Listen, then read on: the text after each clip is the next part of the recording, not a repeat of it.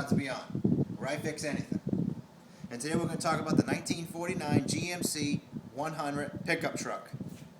Inline 6-cylinder, 228 cubic inch, 90 horsepower. That's all it has, that's all it will ever have.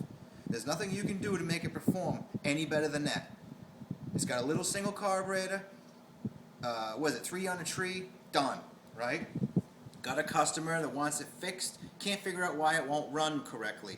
Then stops, starts, stops, starts. So I go look at it, it's a distributor problem.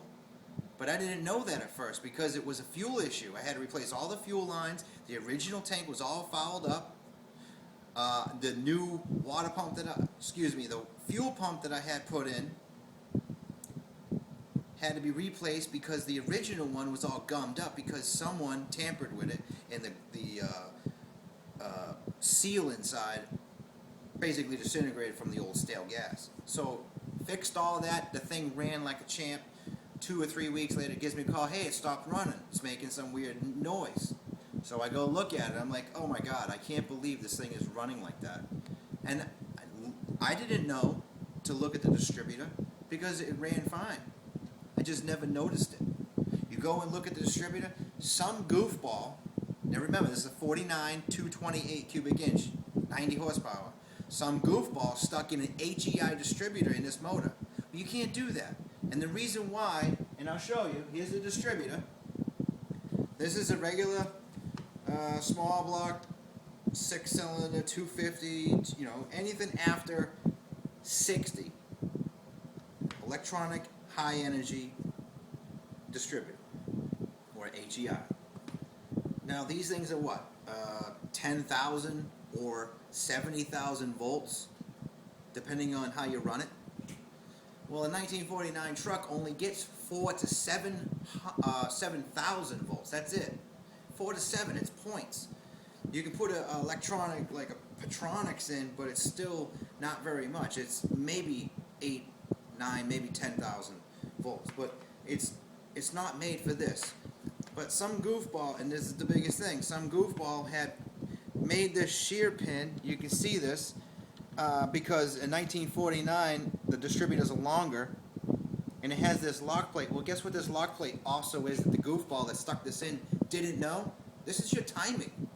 This right here is your advance and retard tab. And without that being installed correctly, the motor don't run. It runs too high, it's too rich, it'll stop fouling plugs, all kinds of stuff happens. You'll actually end up popping valves. So I took this thing out, hunted all around to get him the correct distributor. I did all that. The thing works mint. And the thing is, when you put an original distributor in instead of this, the original distributor, since it's a point system, it actually articulates. It advances and retards with the throttle. That means that the distributor moves under acceleration. It'll actually go like this. This is an HEI. It's supposed to be clamped down after total timing is achieved. You clamp it down, it don't move. It's permanent. It's not supposed to go like this. This thing was inside the motor going like this. It ain't designed like that. And the goofballs out there that are still doing that, stop. You're not mechanics. Because I have to fix crap like this that people do. And it's not made to do that again. So this is what happened by doing all this. Let's look at the head.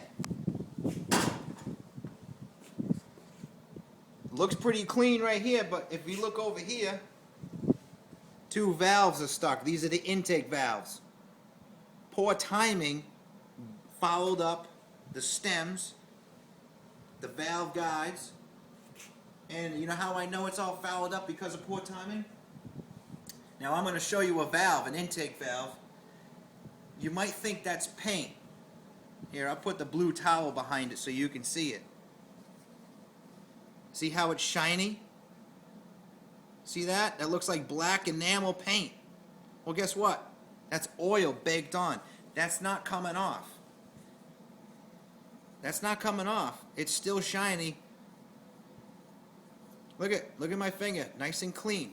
That's what happens with poor timing in the wrong distributor. These valves are fine. It's just they're gummed up and like baked on enamel, which is all basically carbon now. So you can't do that.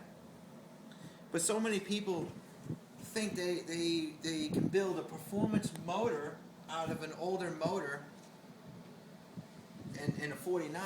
There is no performance. It's what you get out of the box, 90 horsepower. Now there are some exceptions. There are race motors out there, but they're totally off the chain. They're gone through. There's bigger valves, different seals. These are just cup seals. These are just cup seals. It's not performance. Maybe 100 horsepower. That's it. And the other thing is, someone had stuck a 270, 240, 270, 280 Chevy or GMC head gasket on this 228. The pistons only measure like 3/16.